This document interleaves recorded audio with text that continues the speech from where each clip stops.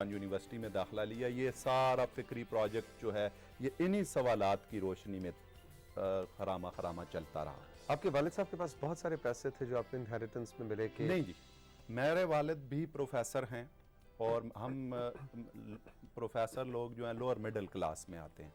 میں ساتھ ساتھ پڑھتا رہا, ساتھ ساتھ میں ملازمت کرتا رہا. چھٹیوں میں پلان کرتا تھا اس طرح کے پروجیکٹس.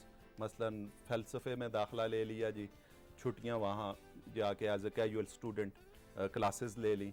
تو اس طرح میں نے مینیج کیا. میرے پاس کوئی اتنا بڑا بیک گراؤنڈ نہیں ہے دولت کا, یا آپ کہہ لیں کہ میں اتنا, کیونکہ یہ میں کون ہوں, یہ کائنات کیا ہے, اور تیسرا کیا سوال تھا, میں کیوں ہوں, میرا کائنات میں میرا مقام کیا ہے, میں کون ہوں, میں کیوں ہوں, اور یہ کائنات کیا ہے. اس طرح کی باتیں سوچنے کا شاید وہی بات آتی ہے کہ یہ بھرے پیٹ کے مزے ہیں جو کہ آپ مزے سے اپنی اسٹڈی میں بیٹھ کے, اور آپ کو پتا ہو کہ بلز کہاں سے آ رہے ہیں اور کدھر سے کرایا جائے گا, بلکہ کرایا بھی نہیں, آپ کی اپنی کوٹھی اور آپ بیٹھ کے یہ ایک عام تاثر ہے. کچھ لوگ کہتے ہیں کہ یار یہ تو بڑے اس چیز کو اس طرح دیکھنے کا بھی ایک اینگل ہے, لیکن میں اس کو مختلف دیکھتا ہوں. میں سمجھتا ہوں کہ یہ ایک مزدور کا بھی سوال بن سکتے ہیں. اچھا, اور ایک مڈل کلاس آدمی. بنیادی طور پہ ان سوالات کو انسانی تاریخ میں ڈیل جنہوں نے کیا ہے وہ مڈل کلاس ہی ہے. جتنے بڑے فلسفی گزرے ہیں یہ بورجوا کلاس سے, یا مڈل کلاس آپ کہہ لیں, یا متوسط طبقہ معاشرے کا, یہی ان کو افورڈ کر سکتے ہیں. سب سے اوپر والی کلاس کا بھی یہ مسائل نہیں ہوتے, اور بالکل مزدوروں کے بھی یہ مسائل بنتے بنتے بڑا وقت لگتا ہے. اور یہی دانش ہے, دانش ہوتی مڈل کلاس کے پاس ہے. اور میں سمجھتا ہوں کہ ہم مناسب ترین لوگ ہیں ان سوالات. اور یہ کہنا کہ یہ سوالات معاشرے سے مربوط نہیں ہے, یہ غلط ہے.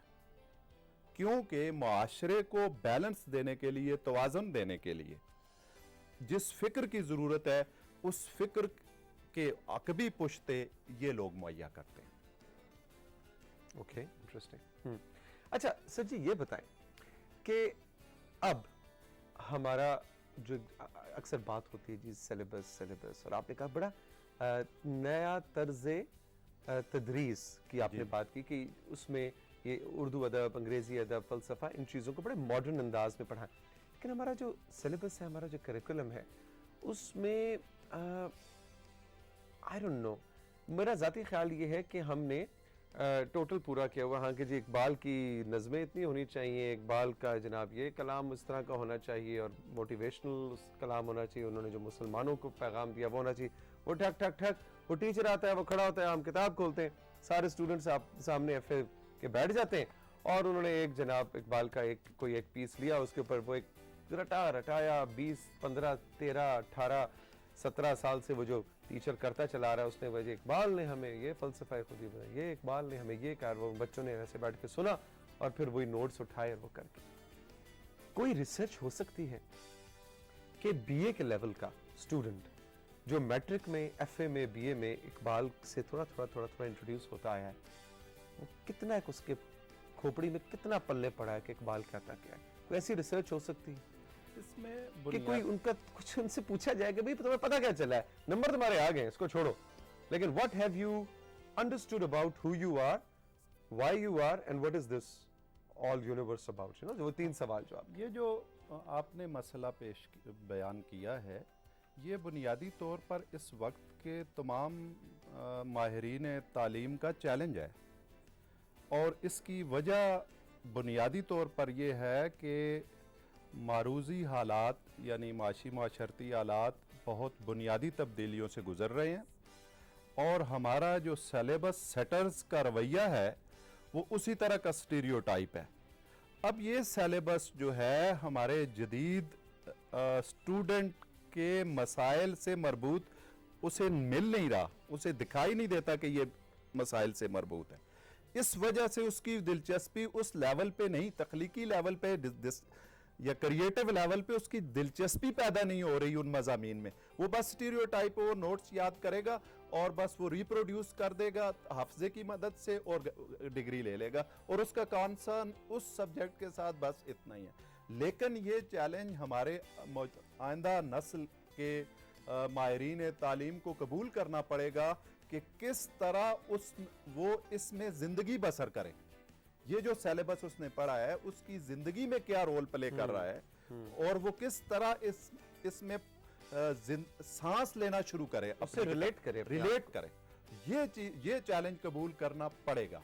और ये भी आपको मैं बता दूं कि आइंदा के माहिरीन तालीम को बहुत बड़ा चैलेंज ये भी फेस करना है कि एबटाबाद में, इस्लामाबाद में या इनके मुज़ाफ़ाती इलाकों में बैठा हुआ तालिब इल्म किस तरह बीजिंग, टोक्यो और लॉस एंजलिस में बैठे हुए तालिब इल्म के साथ कम्पीट कर सके, क्योंकि आइंदा दौर ग्लोबल विलेज की बात हो रही है।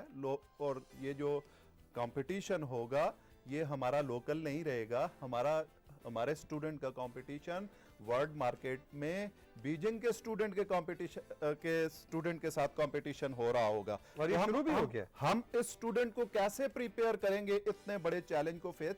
वो भैया को वक्त एक चैलेंज ये हुआ और दूसरी तरफ हम उसकी अखलाकी और बहैसियत इंसान ग्रूमिंग में क्या, तो ये सारी चीजें उसी वक्त मुमकिन हो सकेंगी जब सिलेबस को इस एंगल से सेट किया जाएगा। और ये बहुत बड़ा चैलेंज है, ये मेरे एक शख्स के या दो बंदों के सोचने या करने की बात नहीं है। ये बहुत बड़े पैमाने पे एक नई रीडेफिनिशन चाहिए सब कॉन्सेप्ट्स की। अब जो इंटरनेट ने भी बहुत इसमें इंसानी तारीख का एक बहुत बड़ा रेवोल्यूशन है जिसने हमारी तर्ज हयात को बदला, हमारी फिक्री जो एवोल्यूशन है इंसान की उसको बहुत बदला है। अब बहुत तेजी से चीजें आती हैं और इंट्रोड्यूस होती हैं और आउट भी हो जाती हैं। फलसफे के हवाले से खास तौर पे आपका जो काम है वो मैं देखता हूँ कि उर्दू लिटरेचर और फिलॉसफी की कहीं बाउंड्री लाइन पे हमें नजर आता है, जो अब आगे आप तहकीकी काम कर रहे हैं। इस तरह की सारी चीजों के लिए आप क्या समझते हैं कि वेबसाइट्स वगैरह कैसी हैं?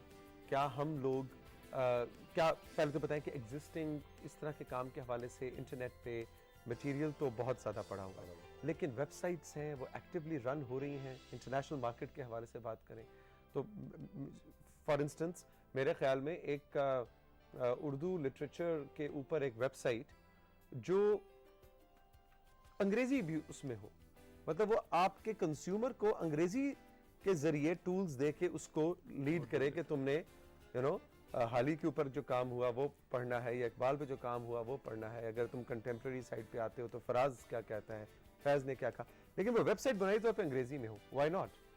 ताकि आपका इंटरनेशनल ऑडियंस जो है वो उस तक रसाई हासिल कर सके और हाली, फराज, फैज, इकबाल, गालिब इनके ऊपर अंग्रेजी में आर्टिकल्स हो, पूरी वेबसाइट हो इंग्लिश में, लेकिन उर्दू वो लोग जो गजल या शायरी, I don't know, this is just a loud thinking, may be आप कहेंगे बड़ी स्टूपिड सी बात कर रहे हैं। नहीं, बिल्कुल ये आपकी बात बहुत जस्टिफाइड है और ये इस ज़िमन में बहुत सा काम हो भी चुका है। अच्छा, गुड। उर्दू की साइट्स बाकायदा हैं, urdu.com है और 4-5, मेरा इतना ज़्यादा सुध बुध इसमें नहीं है, लेकिन मैं कभी कभी कैजुअली देखता रहता हूँ। इसमें फराज की और इन चीज़ों उनकी शायरी भी मौजूद है। ख़ास तौर पे इकबाल एकेडमी ने जो है इस ज़िमन में ख़ासा काम किया और इकबाल की मुतादद कुतब जो हैं आपको साइट्स पे मिल सकती हैं, इकबाल के ऊपर लिखी हुई भी और इकबाल की शायरी भी। लेकिन वो जो बात आप कह रहे हैं कि इंग्लिश में आर्टिकल्स, तो मेरा ख्याल है वो मेरी नज़र से अभी तक नहीं गुजरे। होना चाहिए ऐसा भी कि आर्टिकल्स इंग्लिश में हो और वो उर्दू की टीचिंग में आपकी मदद कर रहे हों। बाकी तो आप अगर साइट्स देखें, फ़िलासफ़ी में बॉक्स बने हुए हैं, आप अगर एक स्टूडेंट चाहे तो वो एज अ फ़िलासफ़र इंटरनेट के ज़रिए भी ट्रेनिंग हासिल कर सकता है। यानी ऐसे बॉक्सेस हैं जिनके बाकायदा पेड वो आपको एक्सेस मिलती है। अच्छा, वहाँ टीचर्स, प्रोफेसर्स, आप उनके साथ फ़िलासफ़िकल डिस्कशंस करते हैं, उनके लेक्चर सुनते हैं, फिर वो आपकी बाकायदा गाइडेंस करते हैं। ये सारा प्रोसेस चल रहा है वर्ल्ड में, लेकिन उर्दू में इस नो के काम की अभी मज़ीद ज़रूरत है। गो के काम हुआ है, बहुत से लोगों ने साइट्स भी, पर्सनल साइट्स भी हैं, शुअरा की, उदबा की पर्सनल साइट्स भी हैं, लेकिन बड़े पैमाने पर लिटरेचर की टीचिंग या लिटरेचर की ट्रेनिंग के हवाले से اردو میں ابھی تک وہ سائٹس نہیں ہیں. اقبال کے اوپر کوئی سائٹس ایسی ہیں جو کہ آپ جی ریکمینڈ کرنا چاہیں گے اس وقت ہمارے؟ اقبال اکیڈمی کی ہیں اس وقت، مجھے سائٹ وہ نام تو یاد نہیں ہے، لیکن اقبال اکیڈمی کی سائٹ پہ اگر آپ چلے جائیں تو وہاں اقبال کی بکس بھی اویلیبل ہیں اور اقبال پر کیا گیا بیشتر کام اویلیبل ہے. وہ بکس ہمیں خیر اس سائٹ سے لنکس بھی ہوں گے آگے دوسری سائٹس کے. یہ ہے صبح پاکستان. شعیب آفریدی صاحب میرے ساتھ موجود ہیں. آج کچھ فلسفہ، ادب، شاعری اس حوالے سے باتیں ہو رہی ہیں. اس کا مطلب ہے کہ آج کا دن آپ کا ذرا ایسے تھوڑا سا ذرا چائے والا گزرے گا، تھوڑا سا اپنے ساتھ گزارنے کا دل کر رہا ہوگا کہ آج آگے پیچھے فیملی والے، دفتر والے لوگوں سے ذرا بات چیت کم، انسان اپنے آپ سے بات کرے. اس کی بھی بہت زیادہ ضرورت ہوتی ہے نا. چلیے رہیے ہمارے ساتھ، ایک چھوٹا سا بریک لیتے ہیں اور ابھی ملتے ہیں.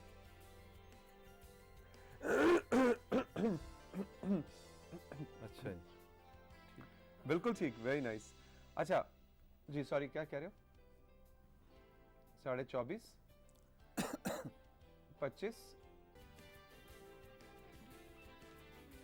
جی جناب ویلکم بیک. یہ ہے صبح پاکستان، میرا اور آپ کا ساتھ کچھ دیر اور کا، اور اس ساتھ میں ہمارے ساتھ ہیں پروفیسر شعیب آفریدی صاحب. اور آج ہم نے کچھ فلسفہ، ادب، خاص طور پہ اقبال کا فلسفہ اور ان کے لیکچرز پہ جو کام ہوا اس حوالے سے بات کی. فلسفیوں کے بارے میں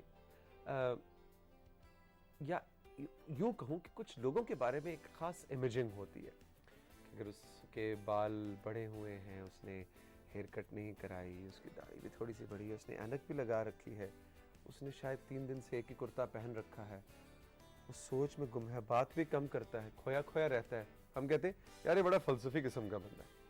ڈو یو ایگری؟ یہ امیجنگ یہ بھی میں کہوں گا کہ کنونشنل ہے، اور اینگری ینگ مین کا فلسفی یا شاعر کا نام آتے ہی ہمارے ذہن میں ایک اینگری ینگ مین کا تصور سامنے ہوتا ہے. اور اس کی وجوہات بھی ہیں کہ گزشتہ دور میں کچھ فلاسفیز سے تعلق رکھنے والے لوگوں نے بنیادی چھوٹے طبقات کی خاطر سٹرگل کی، تو اس وجہ سے ان کی سفرنگز کی وجہ سے ان کی حالت اور حیات اس طرح کی تھی. میں نہیں سمجھتا کہ جدید عہد میں فلاسفر کا یہ امیج بنتا ہے، بلکہ میرے ایک ٹیچر تھے جو آج کل کسی پڑوسی ملک میں بہت فلاسفی کی پوسٹ پہ ہیں. نہیں آپ ہمیں پڑوسی ملک کی بتا دیں، افغانستان ہے یا انڈیا؟ نہیں، امریکہ میں ہے وہ. امریکہ ہمارا پڑوسی کیسے ہوگا؟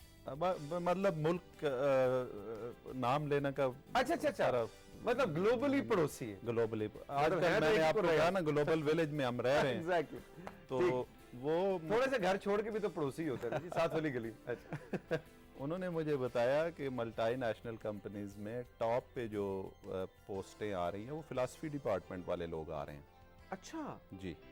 اور فلاسفر یعنی جن کا بیک گراؤنڈ جو ہے وہ فلسفہ ہے. ہاں، انہوں نے ہارورڈ یونیورسٹی سے فلاسفی میں پی ایچ ڈی کی ہے، میرے جو ٹیچر ہیں. تو اور ملٹی نیشنلز کے ملٹی نیشنل کے ٹاپ اسٹریٹا میں کوئی پوسٹ پہ وہ کہتے ہیں کہ یہ ہمارے ڈپارٹمنٹ سے فارغ ہونے والے جاتے ہیں. تو آج کل جو تصور ہم نے قائم کر رکھا ہے فلسفیوں کے بارے میں وہ بہت پرانا دقیانوس قسم کا ہے. میں سمجھتا ہوں کہ فلاسفر جو ہے وہ زیادہ کیلکولیٹنگ اور جدید عہد میں زیادہ فعال شخصیت کے طور پر سامنے آ سکتا ہے. وہ لال رنگ کی ٹائی لگا کے ٹی وی پہ آ سکتا ہے، کوئی مسئلہ نہیں. یہ ایک چانس ہے. تو میں نے پہلے بھی عرض کیا کہ ہمیں ری ڈیفینیشن چاہیے کانسیپٹس کی. وہ جو کانسیپٹس ہم لے کے چلے ہوئے ہیں وہ جا چکے.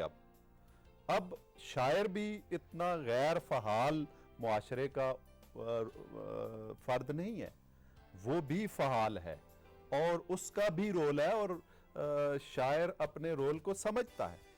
اسی طرح ایک فلاسفر جو ہے، فلاسفر انٹلیکچولی سٹرونگ آدمی ہوتا ہے، اس میں ایک لیڈرشپ کی کوالٹی ہونی چاہیے، بجائے اس کے کہ وہ ساری دنیا کو ترک دنیا کر کے اور بیٹھا اپنے خیالوں میں تخیلاتی فلسفے